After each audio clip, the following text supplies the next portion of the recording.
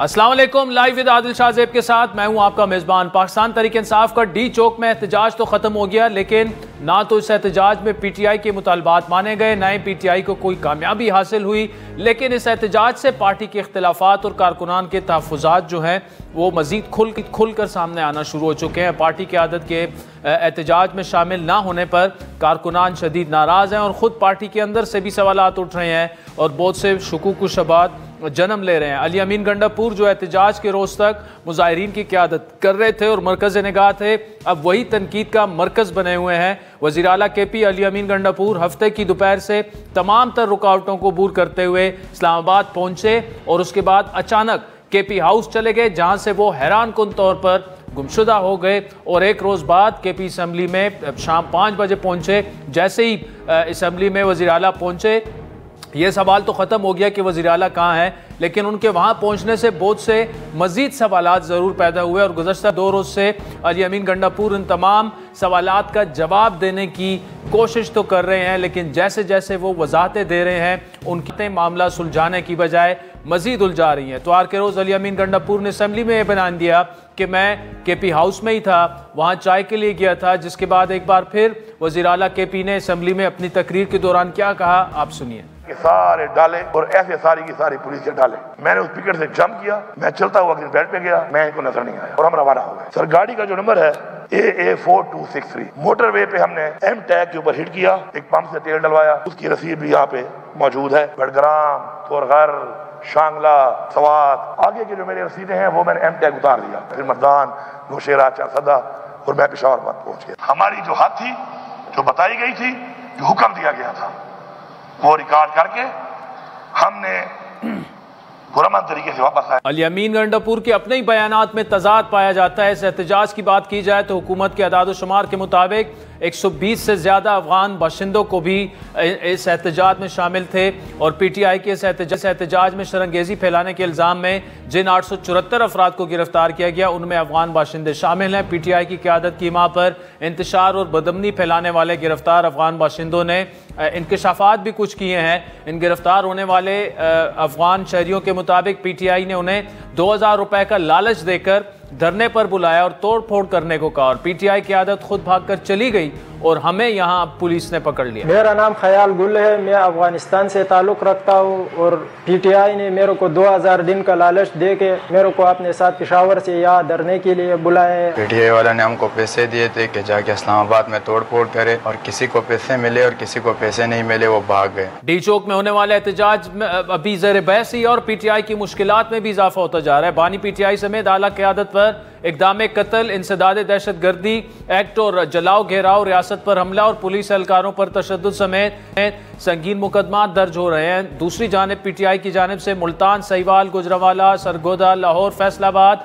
और DG खान में आइंदा हफ्ते एक दफ़ा फिर एहतजाज की कॉल दे दी गई है। और सिर्फ यही नहीं, खैबर पख्तूनख्वा अली अमीन गंडापुर ने एक बार फिर इस्लामाबाद आने का इशारा दे दिया। हमारे साथ जो किया गया है उसके बाद मैं यहाँ पे खड़ा होके फेडरल गवर्नमेंट को वार्निंग दे रहा हूँ कि अगर तुमने इस IG इस्लामाबाद को ना हटाया तो अगली दफा इस IG को हटाने के लिए हम तुम्हारे पे दावा बोलेंगे कि ये हमला विफाक ने किया है हमारे ऊपर।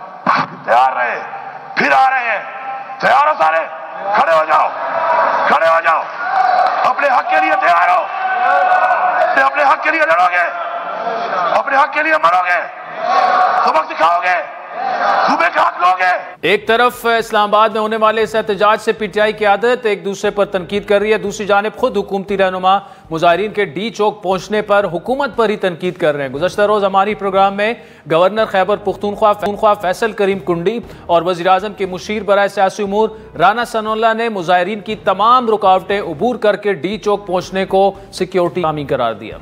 मेरा अपना व्यू ये था कि इसको रोका जाना चाहिए था और ये कोई इतना मुश्किल नहीं था, इसको अटक के मकाम पे भी रोका जा सकता था।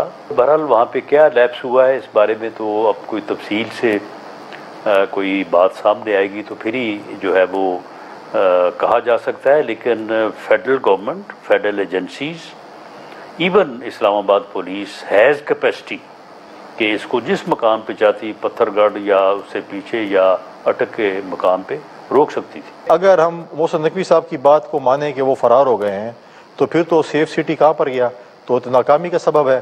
तो लिहाजा सेफ सिटी के कैमरेज और सेफ सिटी बाकी सूबों में और बाकी शहरों में लगाने की कोई ज़रूरत मेरे ख्याल में नहीं होनी चाहिए कि अगर आपके रेड जोन में भी आपके कैमरास काम नहीं कर रहे और सेफ सिटी नाकाम हो चुका है, ये बहुत बड़ा सवाल निशान है इंटीरियर मिनिस्ट्री के ऊपर भी। नाज़रीन, तमाम सूरत हाल पर बात करने के लिए हमें ज्वाइन किया है साबिक वफाकी वजीर इत्तलात फवाद चौधरी ने। फवाद चौधरी साहब, thank you so much for joining us. ये जो PTI का एहतजाज हुआ और फिर वज़ीर आला KP साहब जो हैं वो गायब हो जाते हैं 13-14 घंटे, फिर वो कोई ऐसी बातें कर रहे हैं कि जो PTI के अपने लोग उन पर बिलीव नहीं कर रहे कि मालगला की पहाड़ियों से यहाँ निकला, 12 ज़िले क्रॉस किए, ना मोबाइल फ़ोन था, ना मेरे पास पैसे थे। ये क्या आपको क्या नज़र आ रहा है चौधरी साहब, ये हुआ क्या?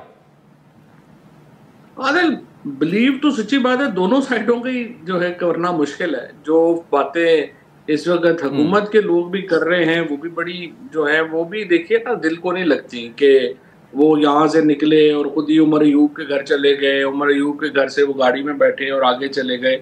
ये स्टेटमेंट हुकूमत की तरफ से भी ठीक नहीं है। तो जो सबसे इंटरेस्टिंग जो बात इसमें मुझे तो लगती है वो यही है कि जहाँ अली अमीन गंडापुर जो है वो पूरी बात सामने नहीं रख रहे, वहाँ हुकूमत के लोग भी पूरी बात सामने नहीं रख रहे। या अब ये नहीं पता हमें कि मोहसिन नकवी साहब जो हैं वो शहबाज शरीफ साहब के कॉन्फिडेंस से उन्होंने अली अमीन गंडापुर साहब को खैबर पख्तूनख्वा हाउस तक का एक्सेस दिया और फिर वहाँ से उन्होंने उनका जो डिपार्चर है उसको फैसिलिटेट किया, या जो अली अमीन गंडापुर साहब ने लिया एक्सेस और फैसिलिटेट किया वो इमरान खान साहब के एतमाद में थे या उनको पता था। अब ये दोनों बातें हैं जिनका हमें पता नहीं है। PMLN जो है वो मोहसिन नकवी से कुछ ज़्यादा खुश नहीं है और आपको पता ही है कि नून लीग में तो बहुत लोग जो हैं वो चाहते हैं कि मोहसिन नकवी साहब को चलता किया जाए और इंटीरियर मिनिस्ट्री जो है वो नून लीग खुद ले। लेकिन अगर ये हुआ है मामला तो जाहिर है कि मोहसिन नकवी ने अगर किया है तो शहबाज शरीफ साहब का तो शायद इतना नहीं लगता कि उनकी नॉड या उनका नॉलेज होगा, बट जाहिर है कि उन्होंने एस्टैब्लिशमेंट से आगे जो है अपनी कहानी बनाई है, जो किया है, तो फिर उन्होंने क्यों किया है? तो अभी हमें असल में अभी ये जो एक्शंस है ना उनसे पता चलेगा कि क्या आगे होने वाला है और आगे क्या ये एक आई वुड से कि एक कॉन्फिडेंस बिल्डिंग मेजर्स हैं जो कि CBMs हैं जो हमें नजर आएंगे, और अगर नहीं है तो फिर अली अमीन ने अपनी पॉलिटिक्स को उतने दाव के ऊपर क्यों लगाया है? सो आई थिंक अली अमीन गंडापुर तो डेफिनेटली असल कहानी छुपा ही रहे हैं, बट इसमें हुकूमत के लिए कोई ज्यादा इनकरेजिंग शायद इस वक्त सिचुएशन जो है वो भी नहीं है। सो ठीक, अच्छा ये चौधरी साहब आपने बड़ी एक इंटरेस्टिंग बात की। दोनों तरफ का वर्जन अगर देखा जाए, एक तो 3 दिनों से हुकूमत जनाब टिकटॉकर्स आ रहे हैं, पुलिस की बन रही हैं, नहीं आने देंगे, सारा इस्लामाबाद सील, कंटेनर्स पड़े हुए हैं, लेकिन फिर भी मुजाहिरीन वहां पर पहुंच जाते हैं। लेकिन फिर आप दूसरा साइड देखें कि मुजाहिरीन वहां पर पहुंचते हैं और फिर अली अमीन गंडापुर साहब कहते हैं नहीं जी बस हम कुछ नहीं करना, हम मुजाहिरीन को इसी तरह कारकुनान हजारों गिरफ्तार हुए, बेचारे थानों में पड़े हुए हैं, कोई जमानतें उनकी कराने वाला नहीं है। तो अगर PTI की आप स्ट्रैटेजी देखें तो इस एहतजाज से उन्होंने अचीव तो कुछ नहीं किया, और अगर ये कॉन्फिडेंस बिल्डिंग मेजर्स हैं वो तो PTI का कारकुन उस पर तो बिलीव ही नहीं करता, वो तो तस्लीम ही नहीं करेंगे, उल्टा नुकसान पहुंचाया पार्टी का जो भी कॉस्ट था उसको। ये अभी हमें इसके नताइज का नहीं पता, लेकिन अगर तो नतीजा निकलेगा जिसके नतीजे में इमरान खान को रिलीफ मिलता है, जिसके नतीजे में PTI को रिलीफ मिलता है, तो फिर जो PTI का वर्कर है उसकी तो फतह हो गई ना। और अगर वो नहीं होता और वो एक दफा फिर जो है उनके साथ देखें कि धोखा हुआ है, या जिस तरह खान साहब कहते हैं कि वो ट्रेन अपना उसकी ट्रक की बत्ती के पीछे लगाया है, तो फिर जाहिर है कि उसका नुकसान होगा, और नुकसान तो फिर अली अमीन को ही बेयर करना पड़ेगा ना, जितनी उनके ऊपर तनकीद हो रही है और जितना सब कुछ हो रहा है। सो इमरान खान की पॉलिटिक्स को तो कोई फर्क इससे नहीं पड़ता, क्योंकि लीडरशिप जो भी है PTI की उसका तो कोई एज सच आप समझिए कि पॉलिटिक्स से भी इतना ताल्लुक नहीं है, फिलर्स है ना सारे जो भी हैं। सो इसलिए इनकी पॉलिटिक्स के ऊपर तो इमरान खान नहीं बैठे हुए, ये सारे इमरान खान की पॉलिटिक्स पे बैठे हुए हैं। अब जो इसके कॉन्सिक्वेंस है वो उसका बरह रास्त सामने देखना ये है कि इमरान खान को क्या उसका कोई फ़ायदा पहुंच रहा है या नहीं पहुंच रहा, और अगर उनको नहीं पहुंचता तो फिर जाहिर है कि उसके कॉन्सिक्वेंस होंगे जो अली अमीन के लिए ठीक नहीं। अच्छा चौसा, जो आप उन्हें फिलर्स का नाम दे रहे हैं, लेकिन इस वक्त जो पीटीआई की क़यादत है इमरान खान के अलावा, आप उन्हें तनकीद का निशाना भी बनाते रहते हैं बार बार कि उनकी स्ट्रैटेजी ठीक नहीं है, खुसूसन 8 फरवरी के बाद उन्होंने जो कुछ किया। अब जो ये मौजूदा एहतजाज था, पीटीआई के कारकुनानों का गिला ये है कि हमारी लीडरशिप पहुंची नहीं, हमारी लीडरशिप नजर ही नहीं आई बगैर अली अमीन की, और जो अली अमीन भी वहां से फिर वैनिश हो गए। ये कितना वैलिड, क्योंकि वो लीडर सारे कह रहे हैं कि जी हम तो अगर आ जाते अरेस्ट हो जाते और फिर उसके बाद आईनी तरमीम भी वो आसानी से कर लेते और ये पूरा हो जाता, लेकिन क्या लीडरशिप को फ्रंट से लीड नहीं करना चाहिए? देखिए ना, फ्रंट से लीड तो डेफिनेटली करना चाहिए, और इसमें भी कोई शुबा नहीं है कि जो रियासती बर्बरियत और फस्तायत है उसका सामना लीडरशिप को है। और अनफॉर्चुनेटली अभी आप देखें रियाज फतेहाना साहब के जिस तरह बेटे को अगवा कर लिया गया, चीज़ों जो है वो हुई हैं, इसमें तो कोई शुबा नहीं है। लेकिन प्रॉब्लम ये है कि यहाँ पे देखो ना, सिर्फ इस्लामाबाद से 1000 पॉलिटिकल वर्कर जो है वो गिरफ्तार हुआ है, मर्दान के इधर से बेशुमार लोग जो हैं, कोई टेक्सला में गिरफ्तार हैं, कोई जो है वो रास्ते में जो है वो अरेस्ट हैं। तो ये कम अज कम लीडरशिप की तरफ से जो बयान उसके बाद आए हैं उनकी अल्फाजी तो बहुत ही बचगाना थी। जो सलमान अकरम राजा ने जो ट्वीट की, या फिर जो वकास साहब ने जो जिस तरह से जो ट्वीट्स की, वो तो उससे तो फिर ना करे तो बेहतर है ना। वो आप ये कहना कि अब ये देखें ना, जो सेंट्रल लीडरशिप है, पहली बात तो ये है कि कॉन्स्टिट्यूशनल अमेंडमेंट पास होने का गिरफ्तारियों से तो कोई ताल्लुक ही नहीं। कॉन्स्टिट्यूशनल अमेंडमेंट में बंदे तो हुकूमत ने पूरे करने हैं, अपोजिशन ने तो वहां बंदे पूरे नहीं करने हैं ना। और 2/3 मेजोरिटी हुकूमत ने दिखानी है, अपोजिशन ने तो अल्टीमेटली अपने लोगों को वहां से एब्सेंट करना है। और जो सेंट्रल लीडरशिप है उसके ऊपर तो कोई ये दबाव नहीं है ना कि उन्होंने जाके वोट उधर देना है, वो तो बैक बेंचर्स के ऊपर दबाव है। तो आप बैक बेंचर्स जो हैं वो बेशक ना आते, लेकिन लीडरशिप को तो फिर एहतजाज में होना चाहिएगा। बेनजीर भुट्टो शहीद का जब लॉन्ग मार्च था, या जो उसके बाद जो भी तरीके चली थी, उनमें तो देखें ना वो खुद फ्रंट पे लीड कर रही थी। और इसी तरीके से अगर आपने अयूब खान के दौर में आप देखें, भुट्टो फ्रंट पे लीड कर रहे थे, तो मुजीबुर रहमान फ्रंट पे लीड कर रहे थे। तो पॉलिटिकल लीडर्स को तो फिर फ्रंट पर ही जो है वो लीड करना होता है, जिनके पास पार्टी ओहदे हैं, जिन्होंने अपनी जो पॉलिटिक्स की है, जिन्होंने सारे MNA MPA बन गए हैं इमरान खान के नाम के ऊपर। तो ये कहना कि जी हम तो इसलिए नहीं आएंगे कि हम गिरफ्तार हो जाएंगे तो बाकी सारे होते रहे, वो तो बेचारे जो हैं वो लेबोरेटरी के चूहे हैं, वो गिरफ्तार हो जाए तो हमें क्या फर्क पड़ता है। ये तो एटीट्यूड नहीं होना। ठीक। अच्छा जोशी साहब, आखिर में बताइएगा कि आप अपना फ्यूचर जो है स्टिल तहरीक इंसाफ में देख रहे हैं। ऑब्वियसली आपका इमरान खान के साथ अपना एक रिलेशन है, लेकिन काफ़ी आपके खिलाफ भी बयानात भी दिए जाते हैं अभी मौजूदा लीडरशिप के बारे में भी कि जी आप तो छोड़ के चले गए थे। Where do you see yourself in the near future, especially अगर वो बाहर आ जाते हैं? तो पहली बात तो ये है कि हम कहीं छोड़ के नहीं गए थे। अगर हम छोड़ के गए होते तो हम आज MNA भी होते और वजीर भी होते। हमने जो 6 महीने जेलों में काटी, जो बर्बरियत और फस्तायत बर्दाश्त की, वो इसीलिए बर्दाश्त की कि हमने इमरान खान को नहीं छोड़ा था और इसीलिए उनके साथ हैं। दूसरी बात यह है कि इमरान खान को इस वक्त प्रॉब्लम ये नहीं है कि आप जब इतनी कैद सहते हैं या आप बर्बरियत या तशद्दुद सहते हैं तो वो आप एक आइडिया की वजह से करते हैं, कि इंडिविजुअल वफादारी नहीं होती।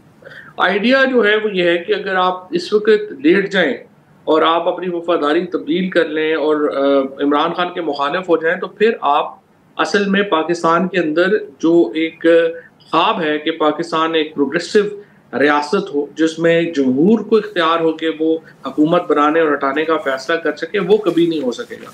So not with the standing कि इमरान खान आप साथ हैं, खिलाफ हैं। इमरान खान का जीतना इसलिए ज़रूरी है कि इस वक्त अवाम की जो मुक़्तदर आला होने का जो इस्तियारा है वो इमरान खान, तो वो जीत जाए एक दफ़ा, फिर उसके बाद अपनी पॉलिटिक्स देख लेंगे किधर क्या करेंगे। जी, फवाद चौधरी साहब, thank you so much for joining. आपने सुना फवाद चौधरी साहब साबिक वफाकी वज़ीर इत्तलात थे और पीपल्स पार्टी खुसूसन तहरीक इंसाफ की सियासत की जब बात आती है तो हमेशा से उनकी एक ग्रिप रही है इनके मामलात पे। तो वक्त हुए चाहते एक ब्रेक है, जिसके बाद तहरीक इंसाफ के सीनियर रहनुमा मारूफ लॉयर हामिद खान साहब हमें ज्वाइन करेंगे।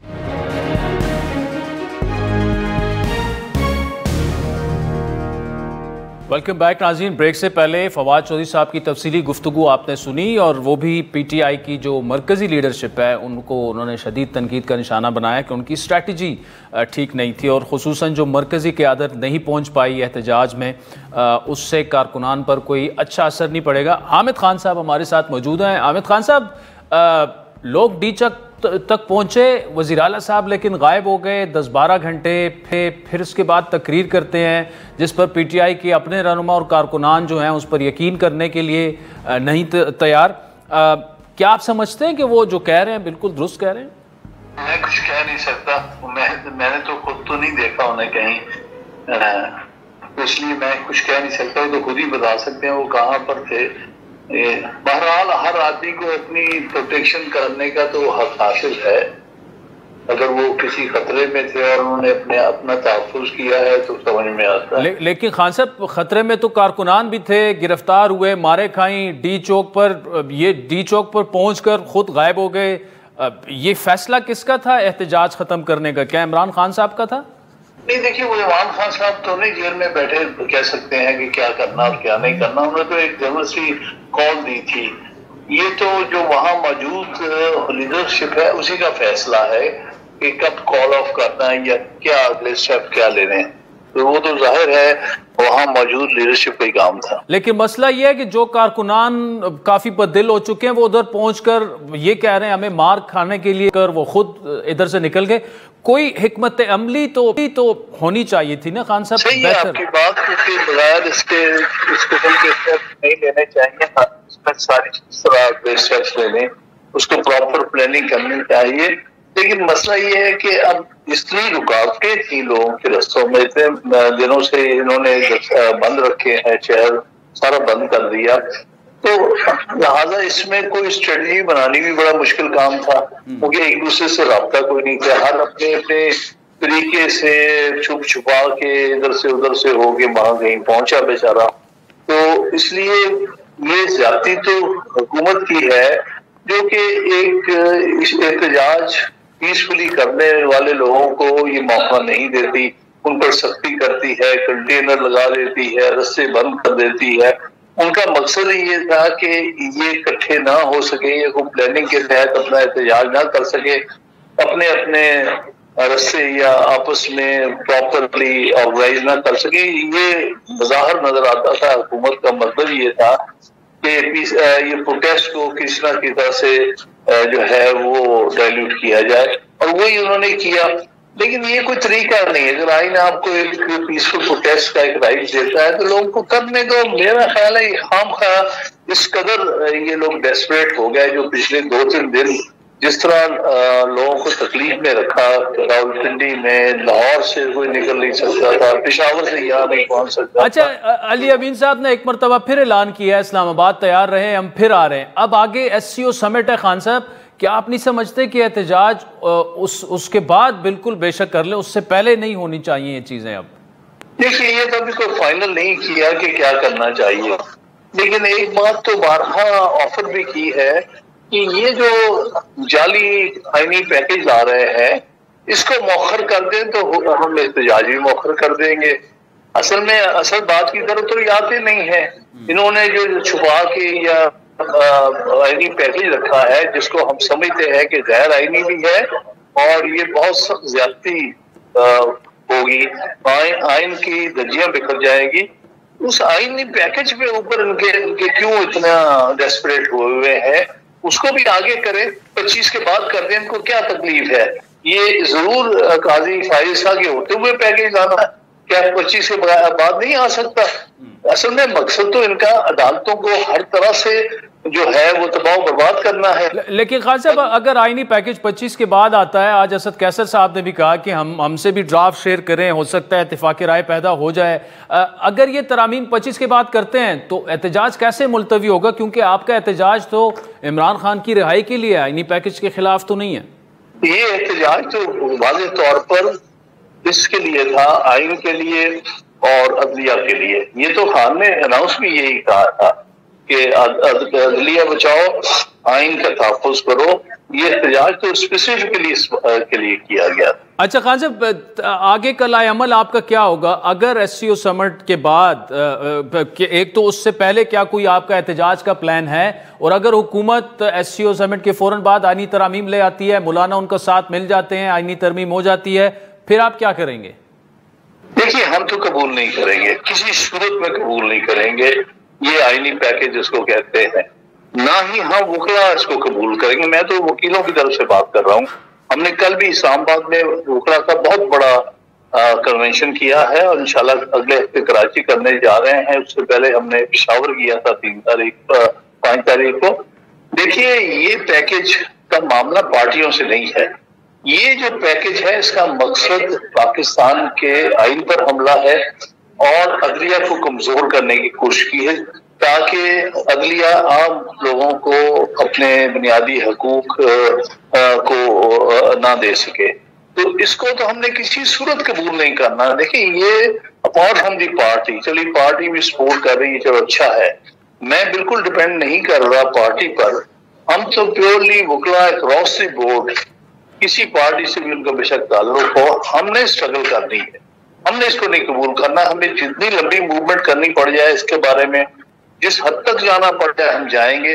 हम इस तरह सुप्रीम कोर्ट की मुतबादल अदालत नहीं बनने देंगे या सुप्रीम कोर्ट के ऊपर कोई अदालत बिठाने की इजाजत नहीं देंगे, और ना ही हम जो आईनी इख्तियारात है सुप्रीम कोर्ट के 184 के, 185 के, 181 के, उनको अभी वापस लेने देंगे, ना 199 आर्टिकल कमजोर करने देंगे हाई कोर्ट का। तो बड़े वादे है हमारे इसके बारे में स्ट्रेटेजी। तो ये हमारी एक इंडिपेंडेंट स्ट्रेटेजी है। लेकिन खान साहब, ठीक है, खान साहब ये बताइएगा, देखिए एक तो आईनी अदालत की बात है, जजेस की तैनाती के हवाले से पार्लिमानी कमेटी की बात है। ये तो सियासी जमातें ये कहती हैं और बिल्कुल वो दुरुस्त कहती हैं कि पार्लिमान का हक है, इख्तियार है, इस्तेकाक है कि आइन में वो तरमीम कर सकती हैं 2/3 अक्सरियत के जरिए, और इसका वकला तंजीमों का इससे कोई लेना देना नहीं है। क्या कहेंगे आप इस पर?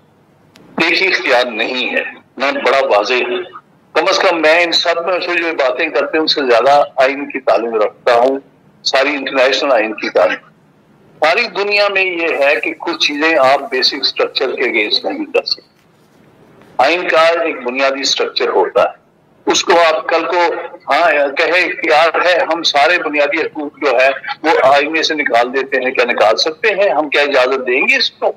कल को ये कहते हैं कि हम सदारती निज़ाम लाने की कोशिश करते हैं या ले आते हैं तो हम कबूल कर लेंगे। इस तरह ये कह देते हैं कि हम जो अदालतें हैं हमारी आईनी अदालतें, क्योंकि आईनी अदालतें तो हाई कोर्ट और सुप्रीम कोर्ट होती है, हम उन आईनी अदालतों के इख्तियारात खत्म कर देते हैं या उनको बेबस कर देते हैं तो हम कबूल कर लेंगे। वो कोई आइन नहीं है मेरे नजदीक। इस किस्म का कोई इख्तियार किसी के पास नहीं। और फिर ये फॉर्म 47 की नेशनल असेंबली, ये तो वैसे ही इलेजिटिमेट है, लेजिटिमेसी इनकी क्वेश्चनेबल है।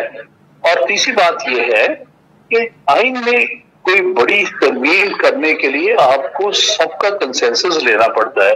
खुद आपके सामने 18वीं तरमीम एक अच्छी तरमीम हुई है, वो 6 महीने सारी पार्टीज की एक कमेटी बनाई गई थी, 27 मेंबर्स की कमेटी, जिसमें हर बड़ी छोटी पार्टी उसमें उसका हिस्सा थी, और उन्होंने बाय कंसेंसस इस पर एग्री किया था कि ये जुडिशल रिफॉर्म्स होंगे। आर्टिकल 175A के तहत जुडिशल कमीशन बनेगा, उसके साथ पार्लियामेंट्री कमेटी बनेगी। ये वो भाई जब तक कंसेंसस सारी पार्टीज का ना हो जाए और वो बुनियादी स्ट्रक्चर के खिलाफ ना हो, तब तक मैं समझता हूं कि आईनी कोई तरमीम नहीं लाई जा सकती। हामिद खान साहब बहुत शुक्रिया। नाज़रीन, वक्त हो चाहता है एक ब्रेक का, उसके बाद देखते हैं कि गवर्नमेंट की क्या तैयारी है। मौलाना ने अपना ड्राफ्ट बना लिया है, पीपल्स पार्टी ने अपना ड्राफ्ट बना के मौलाना के साथ शेयर कर लिया है, लेकिन JUI ये कह रही है कि हमारा जो ड्राफ्ट है, जो पीपल्स पार्टी का ड्राफ्ट है, हुकूमत उसकी अभी तक ओनरशिप नहीं ले रही। तो ब्रेक के बाद नैयर हुसैन बुखारी साहब से भी बात करेंगे और अहमद बिलाल महमूद साहब से आज पीपल्स पार्टी का वफ्द भी मिला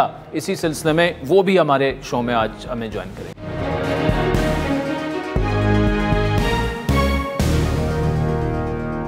वेलकम बैक राजी। ब्रेक से पहले फवाद चौधरी और हामिद खान साहब की तफसीली गुफ्तगू आपने सुनी। हुकूमत क्या सोच रही है, हुकूमती इत्तेहादी क्या सोच रहे हैं। पीपल्स पार्टी ने अपना ड्राफ्ट तो JUI के हवाले कर दिया था और JUI, जिस तरह कामरान मुर्तज़ा साहब ने कल हमारे शो में कहा कि उनका ड्राफ्ट भी तैयार है, वो मौलाना के पास है और अनकरीब वो पीपल्स पार्टी के पास पहुंच जाएगा। अब मामलात कहाँ पे हैं, क्या मामला है? इस्लामाबाद से एहतजाज के बादल छटते ही एक बार फिर आइनी तरमीम की हवा भी चल पड़ी और इक़्तिदार के वानों में आइनी तरामीम पर इत्तेफाक राय पैदा करने के लिए सरगर्मियों का भरपूर आगाज़ भी हो चुका है। आइनी तरामीम के मामले पर मुशावरत के लिए 4 बड़े जो सर जोड़कर कल बैठे, सदर मुमलिकत, वज़ीर आज़म और जनाब मौलाना साहब और नवाज शरीफ साहब, और ज़रा ये दावा कर रहे हैं कि ये बड़ी बैठक आइनी तरामीम के मामले पर इख्तिलाफ़ात को तकरीबन ख़त्म करने में कामयाब हो जाएगी। गुज़श्ता रोज़ फ़लस्तीनी मुसलमानों से इज़हार यकजहती के लिए हुकूमत की बुलाई गई APC से पहले सदर आसिफ अली जरदारी, वज़ीर आज़म शहबाज शरीफ, नून लीग के कायद मियां नवाज शरीफ और JUI के सरबराह मौलाना फजलुर रहमान की अहम मुलाकात हुई, जिसमें आइनी तरामीम के मामले पर उनके मौलाना के एतराज़ात पर गुफ्तगू की गई। ज़राए का ये दावा है कि मौलाना वफाकी आइनी अदालत के क़याम और चीफ जस्टिस की तकर्रुर के तरीक़ेकार पर मशरूत तौर पर रजामंद हैं और 2 से 3 रोज़ में लेकिन वो अपनी तजावीज़ जो है वो हुकूमत के हवाले कर देंगे, जिस पर इत्तेफाक राय के बाद आइनी मुसवदे को हतमी शिकल दी जाएगी और SCO कॉन्फ्रेंस के बाद आइनी तरामीम पार्लियामेंट में पेश कर दी जाएंगी। गुज़श्ता रोज़ लाइव विद आदिल शाहज़ेब में गुफ्तगू करते हुए JUI के रहनुमा सेनेटर कामरान मुर्तज़ा ने तस्दीक की थी कि मौलाना 2 से 3 दिन में अपना मुसवदा पीपल्स पार्टी के साथ शेयर कर देंगे। कौन से ऐसे नुकात हैं अभी भी जो नया ड्राफ्ट आपके सामने आया है जिस पर आप जो है वो राजी नहीं है फिलहाल? देखिए, कॉन्स्टिट्यूशन कोर्ट के हवाले से जो है पीपल्स पार्टी का आया है, गवर्नमेंट का तो नहीं आया अभी तक। सिर्फ पीपल्स पार्टी का, गवर्नमेंट उसको ऑन भी नहीं करती, गवर्नमेंट उसको डिसऑन भी नहीं करती। एक डॉक्यूमेंट हमारी तरफ से भी तैयार हो गया हुआ है और वो मौलाना साहब के पास पड़ा हुआ है। पीपल्स पार्टी के ड्राफ्ट में क्या कोई ऐसी चीजें हैं जिस पर आपका अभी भी डिसएग्रीमेंट है? देखिए, अगर वो तो एग्रीमेंट होता तो फिर हमको अपना डॉक्यूमेंट तैयार करने की जरूरत ना होती। हम बड़े आसानी के साथ कह देते कि पीपल्स पार्टी का ड्राफ्ट बहुत अच्छा है और उसके साथ जो है हम एग्री करते हैं। आइनी तरामीम के मामले पर JUI का मौक़िफ़ जो है, हुकूमत इस मामले में जल्दबाजी ना करें, उनका ये मौक़िफ़ था और तमाम स्टेक होल्डर्स को एतमाद में लेकर इत्तेफाक राय से आइनी तरामीम की जाए और उसके लिए PTI को भी ऑन बोर्ड लिया जाए, जिसके लिए JUI ने खुद ये जिम्मेदारी ली है और इस मामले पर JUI और PTI के दरमियान कई मुलाकातें भी हो चुकी हैं। PTI जो कल तक आइनी तरामीम सख्ती से मुखालफत कर रही थी, आज उसके बयानिए में कुछ लचक हमें नजर आई है और वो आइनी तरामीम के मामले पर बातचीत के लिए तैयार है। साबिक स्पीकर असद कैसर के मुताबिक हुकूमत आइनी तरामीम का मुसवदा सामने लेके आए तो उस पर बात की जा सकती है। बिल्कुल सपोर्ट कर सकते हैं मीनिंगफुल अगर अमेंडमेंट्स हो आइनी तरामीम के मामले पर। पीपल्स पार्टी की नायब सदर सेनेटर शहरी रहमान और सैयद नवीद कमर ने आज पिलडैट के सरबराह अहमद बिलाल महबूब से मुलाकात की। उन्होंने वफाकी आइनी अदालत के क़याम से हवाले से पीपल्स पार्टी की पॉलिसी पर ब्रीफिंग दी और शहरी रहमान का इस मौके पर कहना था कि इन मुलाकातों का मकसद वफाकी आइनी अदालत के क़याम के हवाले से तमाम स्टेक होल्डर्स को एतमाद में लेना है ताकि वफाकी आइनी अदालत के क़याम के हवाले से वसी तर इत्तेफाक राय कायम किया जाए। आइनी तरामीम के मामले पर हर तबके में वाज़ेह तौर पर तकसीम नज़र आती है, सियासतदान ही नहीं वकला भी तकसीम नज़र आते हैं। आज सिंध बार कौंसिल ने भी वफाकी आइनी अदालत का आइडिया मुस्तरद किया। इससे पहले Balochistan bar council, Islamabad bar council, Lahore high court bar association, Peshawar high court bar पहले ही वफाकी आइनी अदालत का आइडिया मुस्तरद कर चुकी हैं, जबकि पाकिस्तान बार कौंसिल ने इस हवाले से वफाकी हुकूमत के मौक़िफ़ से इत्तेफाक करते हुए अपनी तहरीरी तजावीज़ हुकूमत को भिजवाई हैं। पाकिस्तान बार कौंसिल की तजावीज़ में यह कहा गया है कि आर्टिकल 63A में लिखा जाए कि वोट शुमार भी होगा और रुकन की नाअहली 5 साल की जाएगी। आर्टिकल 175 के तहत जुडिशल कमीशन के अराकीन में हाई कोर्ट के जजों की तैनाती के लिए चीफ जस्टिस मुतल्लिका हाई कोर्ट, सीनियर जज हाई कोर्ट, सूबाई वजीर कानून और सूबाई बार के नुमाइंदे को शामिल किया जाए। हाई कोर्ट के चीफ जस्टिस की तकर्रुरी का मामला हो तो हाई कोर्ट के सीनियर जज को बतौर मेंबर शामिल ना किया जाए। पाकिस्तान बार काउंसिल ने चीफ जस्टिस ऑफ पाकिस्तान और हाई कोर्ट के चीफ जस्टिस के लिए 3-3 सीनियर जजों के नामों पर गौर करने की तजवीज़ दी। आईनी अदालत से मुतालिक कहा गया कि वफाकी आईनी अदालत के क़याम के हवाले से सदारती ऑर्डर के लिए तब्दीली की शिक हज़फ की जाए। वफाकी आईनी अदालत के सरबरा का तकर्रुर 3 साल और रिटायरमेंट की उम्र 68 साल की जाए और इस तरह हाई कोर्ट में जज की तैनाती की उम्र की शर्त 45 कम करके 45 की जाए। आईनी तरामीम को शख्सियत पसंदी के गिर्द घुमा दिया गया है। अपोजिशन का दावा है कि यह तरामीम एक शख्सियत के लिए की जा रही है, जबकि हुकूमत इसकी तरदीद करती आई है। जूजू 25 अक्टूबर की तारीख करीब आती जा रही है। शाह जमहूरियत पर बेचैनियां बढ़ती जा रही हैं। बानी पीटीआई वाज़े अल्फाज में जस्टिस मंसूर अली शाह की हिमायत का ऐलान कर चुके हैं। उनका ख्याल है कि justice Mansoor Ali Shah chief justice बनते ही शायद ये पीटीआई का ये कहना है कि शायद वो इंतखाबात को कलअदम करार दे दें। उनकी तवक्कुआत और ख्वाहिशात अपनी जगह, लेकिन आईनी अदालत के क़याम और चीफ जस्टिस की तकर्रुरी के तरीक़ेकार ने इक़्तिदार अदल के अवानों में एक हलचल मचाई हुई है जो 25 अक्टूबर को ही ख़त्म होगी। दूसरी जानिब स्पीकर कौमी असम्बली अयाज सादिक ने मखसूस नशिस्तों के फैसले के लिए इलेक्शन कमीशन को एक और ख़त अरसाल किया है। ज़राए के मुताबिक स्पीकर ने ख़त में यह कहा कि इलेक्शन तरमीमी बिल 2024 पास हो चुका है, लिहाजा इलेक्शन कमीशन ख़वातीन और गैर मुस्लिम अराकीन की मखसूस नशिस्तों से मुतालिक जल्द फैसला करे। स्पीकर इससे पहले 19 सितंबर 2024 को भी इलेक्शन कमीशन को इस हवाले से खत अरसाल कर चुके हैं और स्पीकर ने इलेक्शन कमीशन को दूसरा खत हुक्मरान जमात के पार्लिमानी रहनुमाओं के खत के बाद तहरीर किया।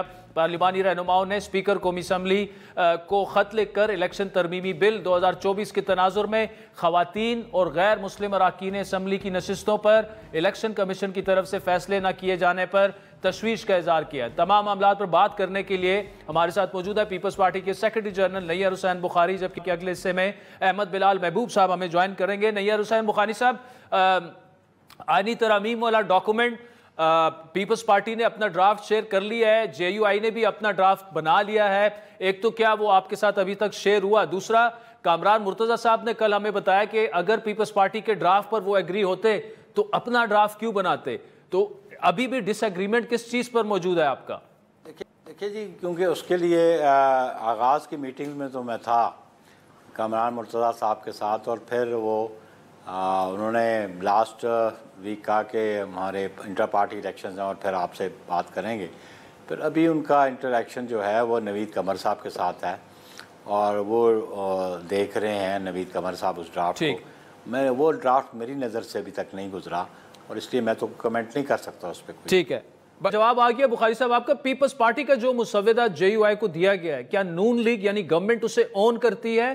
क्या हुकूमत के साथ कंसेंसस से ये ड्राफ्ट आपने बनाया और फिर JUI को दिया?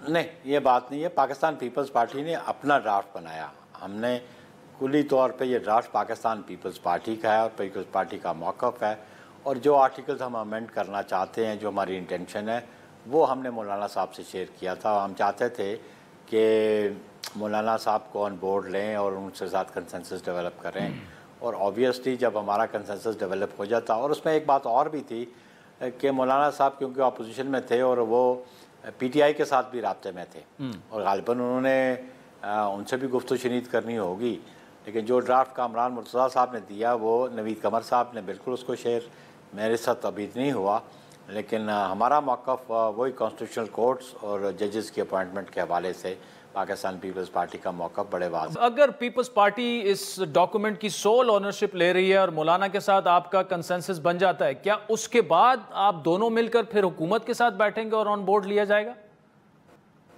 नहीं, गवर्नमेंट के साथ बिल्कुल राब्ते तो हैं, डिस्कशन तो रहती है, लेकिन उसको फाइनल शेप तो हम चाहते हैं कि ज़्यादा से ज़्यादा पॉलिटिकल पार्टीज़ जो हैं वो उनका कंसेंसस बन सके कॉन्स्टिट्यूशनल अमेंडमेंट के लिए, क्योंकि कॉन्स्टिट्यूशनल अमेंडमेंट कोई नॉर्मल जो लेजिस्लेशन नहीं है। इसकी प्रोविजंस भी जो रखेगी आइन अमेंड करने के लिए, वो थोड़ी उसकी रिक्वायरमेंट ज़्यादा सख्त थी कि 2/3 मेजॉरिटी चाहिए, ताकि आए दिन तो ये कॉन्स्टिट्यूशनल अमेंड नहीं होते। कॉन्स्टिट्यूशनल अमेंडमेंट जब उसकी नेसेसिटी होती है, हालात के जब तकाजा करते हैं तो बिल, और बिलखसूस जब चार्टर ऑफ डेमोक्रेसी मोहतरमा शहीद ने साइन किया नवाज शरीफ साहब के साथ, और फिर उसको दीगर जमातें APDM बनी थी, उन्होंने भी इंडोर्स किया हुआ है इस चार्टर ऑफ डेमोक्रेसी को। और हम समझते हैं कि आज के तकाज़ा, हालात का तकाज़ा ये है कि कॉन्स्टिट्यूशनल कोर्ट कॉन्स्टिट्यूट की जाए और जजेस की अपॉइंटमेंट पे बिलखुसूस जो कमेटी थी उसको बिल्कुल टुथलेस कर दिया गया था, उसको बेख्तियार कर दिया गया था और उसको वापस अपना इख्तियार मिलना चाहिए, उसका मौसर इख्तियार होना चाहिए। और इसलिए हम चाहते हैं कि जैसे वो 19th अमेंडमेंट में एक जबर के ज़रिए करवाएगी। और देखें कि आप ओरिजिनल 18th अमेंडमेंट देखें तो उस पर जो स्ट्रेंथ है सुप्रीम कोर्ट के जजेस की वो 3 थी और सब्सिक्वेंटली 19th अमेंडमेंट में उसको 5 कर दिया गया।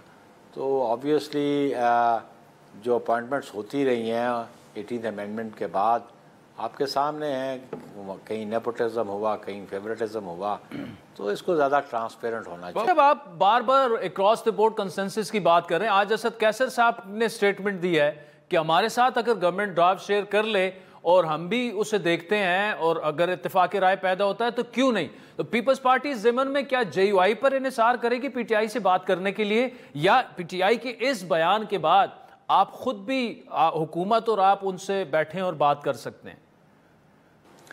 इस पे तो देखें जी, वैसे तो आप एटीट्यूड देखें कि बड़ा नॉन पॉलिटिकल सा रहा है PTI का ऑन एवरी सब्जेक्ट, चाहे वो प्रोटेस्ट हो चाहे वो और इश्यूज़ हों जी। और जो पार्लियामेंट में उनका एटीट्यूड रहा वो आपके सामने है। जब वो गवर्नमेंट में थे तब भी उनका एटीट्यूड सामने है, जब वो अपोजिशन में है तो तब भी उनका एटीट्यूड सामने है। बहरहाल ये उन्होंने आज बात की तो गवर्नमेंट इसको ज़रूर कंसिडर करेगी और फिर जब गवर्नमेंट कंसिडर करेगी तो ऑब्वियसली मेरी क़यादत के साथ शेयर करेगी। तो जब शेयर करेंगे तो उस पर पाकिस्तान पीपल्स पार्टी अपना इनपुट। अच्छा, आज सिंध बार ने भी ऐलान कर दिया आइनी तरामीम की मुखालफत की और आइनी कोर्ट की, इस्लामाबाद की तीनों बार कौंसल्स ने, बलूचिस्तान बार, पेशावर बार, ये पूरे वकला की अगर एक तहरीक बन जाए तो क्या फिर उनको क्यों नहीं, बुखारी साहब उनको भी तो ऑन बोर्ड लिया जा सकता है अगर ब्रॉडर कंसेंसस की बात कर रहे हैं आप। तो देखें, गुजारिश है कि जो नेशनल असम्बली और सेनेट है ऑब्वियसली उनकी जो पॉलिटिकल पार्टीज़ वहाँ मौजूद है उनका बोर्ड लेना बहुत ज़रूरी था और क्योंकि उनके पास राइट ऑफ वोट है। वकला तंजीमें जो हैं उनका मौक़िफ़ है लेकिन वो अब बड़ा डिवाइडेड मौक़िफ़ है। ठीक है, आप आज की रिपोर्टिंग आपके अखबार में है, डॉन में आपने पढ़ी होगी कि जो इस्लामाबाद में लॉयर्स कन्वेंशन हुआ वहाँ पे पाकिस्तान बार काउंसिल की कोई रिप्रेजेंटेशन नहीं थी, सुप्रीम कोर्ट बार की कोई रिप्रेजेंटेशन नहीं थी और बाकी भी बहुत सारी बार्स की रिप्रेजेंटेशन नहीं थी। तो लीगल फ्रेटर्निटी में डिफरेंस ऑफ ओपिनियन तो रहता है, एक उनका मौक़िफ़ है लेकिन मैं समझता हूँ कि ये राइट जो है जो पार्लियामान के मेंबरान का है वो एग्री करें या डिसएग्री करें। बहरहाल अगर कंसेंसस डेवलप होता है विद इन पॉलिटिकल पार्टीज़ तो खुशाइंद बात है और मेरा ख़्याल है कि ये जो बार एसोसिएशन बातें कर रही है ये बड़ी प्रिजम्पटिव है। प्रिजम्पटिव इस हवाले से कि अभी बल्कि मैं ये कहूँगा प्री मेच्योर है, ये इनके इजलास भी प्री मेच्योर है, इनका मौक़िफ़ भी प्री मेच्योर है। अब तक कोई वाज़े जो प्रपोज्ड अमेंडमेंट्स है सामने ही नहीं है, ये हवा में डिस्कस कर रहे हैं।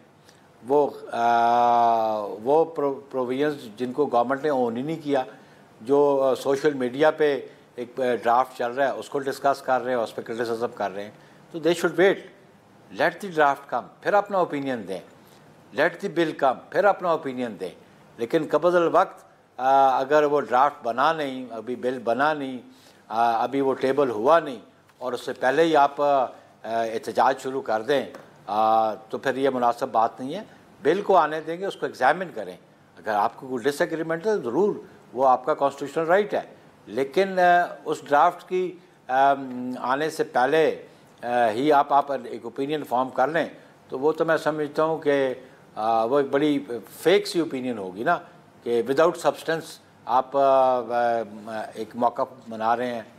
तो इसलिए उनको ये प्री मेच्योरली ये डिसीजन नहीं करना चाहिए, उनको ड्राफ्ट का इंतज़ार करना चाहिए, उनको बिल जो टेबल होना है उसको देखना चाहिए, उसको गो थ्रू करें और फिर अपने कमेंट्स दें, फिर अपना मौका दें। नहीं बुखारी साहब, thank you so much for joining us. नाज़रीन, पीपल्स पार्टी का वफ्द आज पिलडैट के सरबरा अहमद बिलाल महबूब से मिला आईनी तरमीम के मामले में ही। अहमद बिलाल साहब ब्रेक के बाद हमें ज्वाइन करेंगे, उनसे पूछते हैं कि मामला कहाँ तक पहुँचा।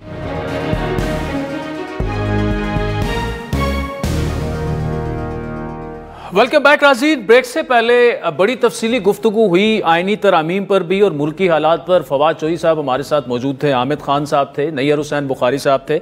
इस वक्त पिलडैट के सरबरा अहमद बिलाल महबूब साहब हमारे साथ मौजूद है, जिनसे आज पीपल्स पार्टी का वफ्द मिला और पीपल्स पार्टी का ये कहना है कि ये मुलाकातें जो हैं ये एक ब्रॉडर वो जो कंसेंसस लाना चाहते हैं, जो मुजव्वज़ा आइनी तरामीम है उस पर। अहमद बिलाल साहब, पहले तो thank you very much for your time.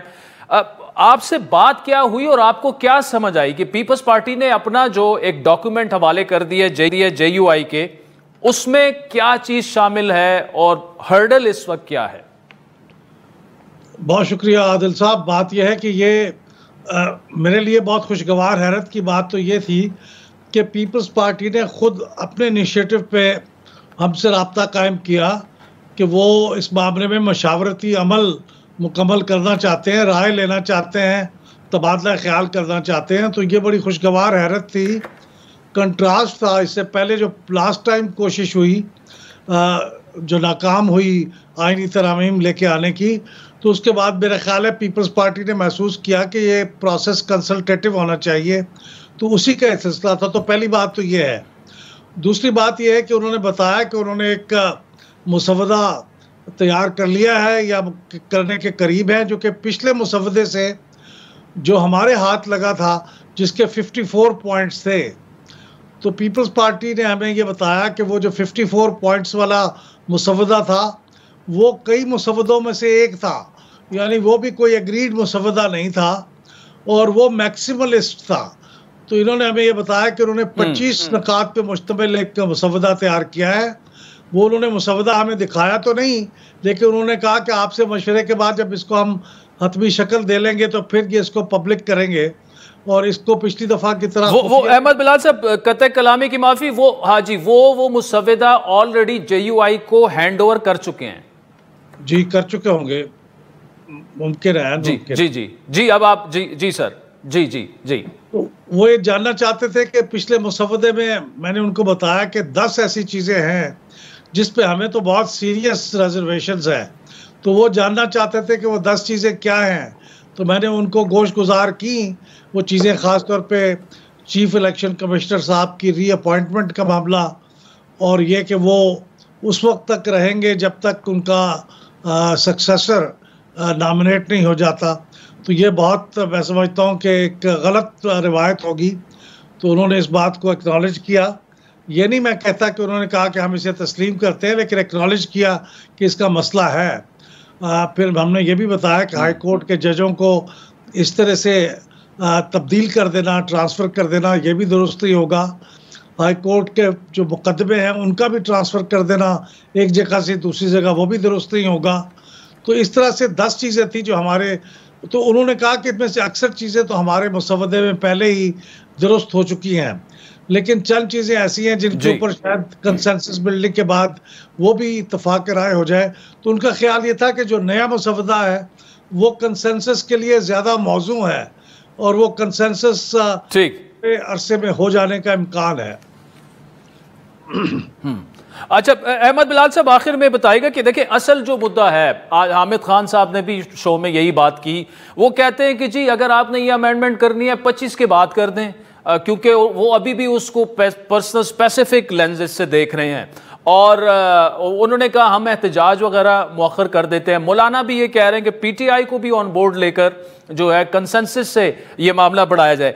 आपको क्या लगता है, क्या आप समझते हैं कि SCO समिट के फौरन बाद गवर्नमेंट कर लेगी और 25 से पहले ही ये आईनी तरामीम की एक और अटेम्प्ट होगी? मेरी सेंस तो यही है कि ये 25 से पहले होगी, क्योंकि 25 के बाद ये पर्सन स्पेसिफिक नहीं है। इस सेंस में नहीं है कि काजी साहब के बारे में तो ये वाज़े तौर पे बताया जा रहा है कि वो ना अपॉइंटमेंट में इंटरेस्टेड है as chief justice of federal constitutional court ना एक्सटेंशन में इंटरेस्टेड है, लेकिन वो ये चाहते हैं कि ये जो फैसला है वो नए चीफ जस्टिस के बनने से पहले हो जाए, क्योंकि ख्याल ये है कि नया जो सेटअप होगा वो इस सारे निज़ाम को ऐन मुमकिन है कि इसको तलपट कर दे, तो वो उससे पहले करना चाहते हैं। मेरी तो सेंस यही लगी कि वो 25 से पहले करना चाहते हैं।